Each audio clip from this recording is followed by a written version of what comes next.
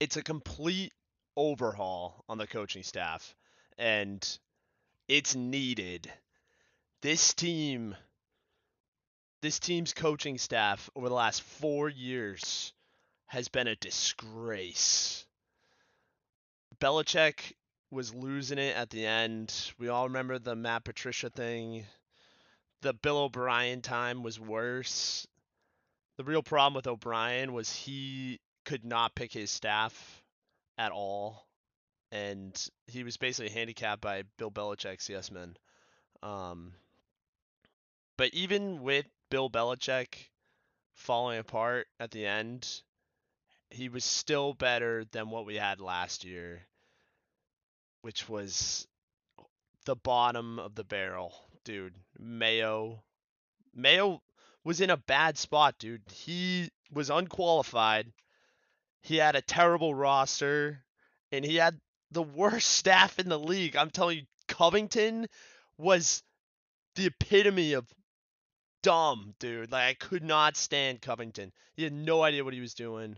Um, AVP, AVP freaking sucked, and Mayo. I mean, Mayo sucked. Like Mayo could not fix anything. Everyone in the entire coaching staff was unqualified. Like, it was so bad. So Mayo out, Vrabel in. Vrabel Vrabel's a real force in there. Like Vrabel's gonna fix this thing. Um, they're gonna have a respectable defense again. They have the talent to be a top five defense with Vrabel. Who knows what happens in the draft? Their defense gets to top three, top like one of the top defenses, the top three. With Vrabel, with the big draft pick, maybe a Myles Garrett trade. They have the ceiling of a top one of the top defenses in the league. So Vrabel in, that's exciting. The big thing is accountability. It's gonna hold these players accountable. There's no anyone being above the team, any of the nonsense that we were dealing with last year between guys like Jalen Polk, Javon Baker, Davon Godshot, um, Christian Barmore, and the biggest fish of them all. Actually, Demario Douglas a little bit too, but the biggest fish of them all, the worst, Jelani Tavai coming at the fans. Kick Jelani Tavai to the street. Like I don't want to see Jelani Tavai on the team anymore. He sucked. He sucked all year. Jelani Tavai would get beat on repeat. He could not play in coverage at all.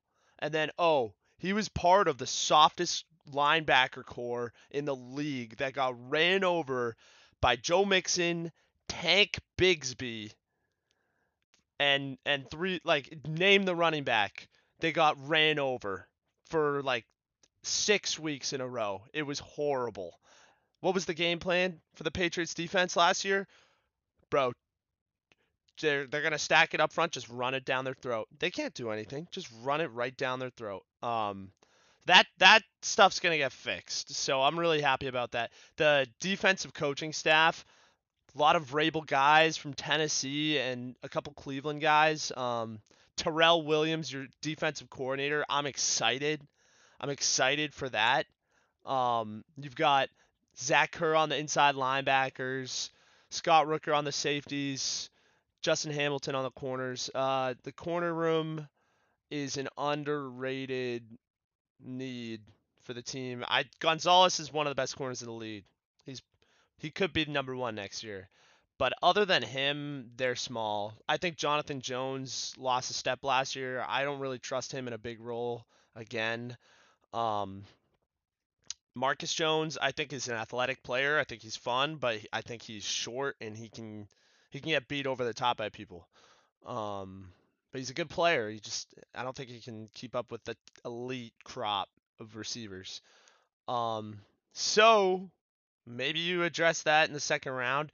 Who knows? Maybe a corner falls to your lap at number 4. We're not going to talk about the draft today, but we will keep it to the coaching staff. The big one's the safeties, dude. The safety room sucked. Peppers is gone. I think he's off the team. And then Duggar was hurt, I think, the whole year, but for the most part, he didn't have it, man. He didn't have it. Peppers was a good player. He didn't have it either. Safeties need help. They're gonna need like some draft capital and safeties. Um, at least one. They gotta bring in a new safety that can play free safety. That's gonna be good in coverage, because our safeties can't freaking do shit with that. No, so the defensive coaching staff, it's good. It's a lot more exciting, like they brought in a lot of good guys, a lot of Vrabel's guys, like competent people. Um, I'm looking forward to that. I'm hoping they can, because the defense has a lot of talent on that side of the ball between guys like Bentley, Barmore. It's like a defensive draft too, so maybe there's a new piece in there that gets added. But yeah, they have talent there. Godshaw, um, Bentley, Ellis. They have talent on the defensive side. They just didn't have the coaching. DeMarcus Covington was the worst DC in the league. Like he had no clue what was going on. On the offensive side, it's kind of a hodgepodge. All right, so Josh McDaniels, big hire. I'm a big fan of that. I mean, Josh McDaniels, dude, he was the last time we had competency on the offensive side of the ball, he was the guy. Like he would get the most out of the quarterback, whether it was Newton, whether it was Jones, or whether it was Brady. McDaniels could get something out of them. I mean, Brady's Brady, but like Newton, he still got stuff out of Newton. Like they were respectable. They were competing for a playoff spot that year. Um, Jones as well. We all know Jones now. Like he's a third round talent that's on his way out of the league. McDaniel's got the most out of that guy. So that's a pretty good hire. I like that. Um, Thomas Brown at the tight end as the tight ends coach. It's an important job. I liked what I saw of the tight ends last year. The tight ends was probably like the one of the best position groups that the team had. So important job. That's like really one of our biggest jobs because receiver group sucks. So it's the tight ends is a big part of the passing game. The offensive line coach is Doug Marrone, who used to be a head coach, just like Josh McDaniels, two head coaches on the offensive side of the ball. What you want is like a lot of these guys are not yes men. Between Josh McDaniels, Mike Vrabel, Doug Marrone, a lot of these guys aren't go with the flow kind of people. They're pretty fiery. They know what good football looks like. They know how to coach it. So what you don't want is for it to get unproductive, but that conflict that could come, that's good. That push it conflict, pushing each other, that's how you're gonna get better, instead of just going with the flow of, oh, we're fine. Um, our wide receiver coach is Todd Downing. Big job to do. Big job. I don't think they're giving up on Jalen Polk yet, but this is probably his last go.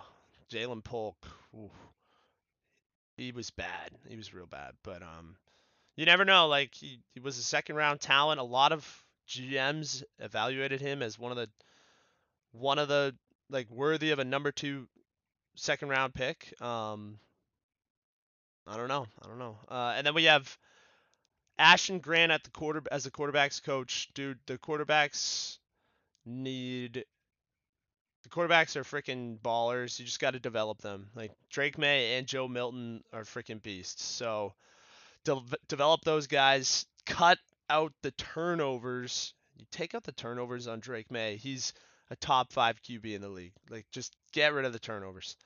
Special teams, we kept Jeremy Springer, and I think that's fine. I thought the special teams was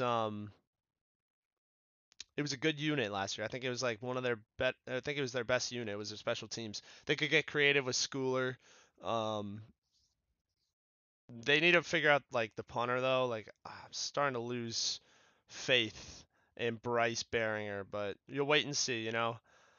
Joey Sly ah, he's not all he was hyped up to be, but you never know. You never know what happens. So it's exciting, I'm hoping they're going to be a respectable outfit. I think Mike Vrabel, the big thing with him is he's gonna make it a respectable team. Like the nonsense that we were dealing with last year should be no longer. I think they're gonna if they're not gonna win a playoff game probably, but maybe they can get to the playoffs. Um, get another step forward for Drake May. Um, it'll be interesting to see what they do in the draft. So we'll wait and see on that. That's for sure.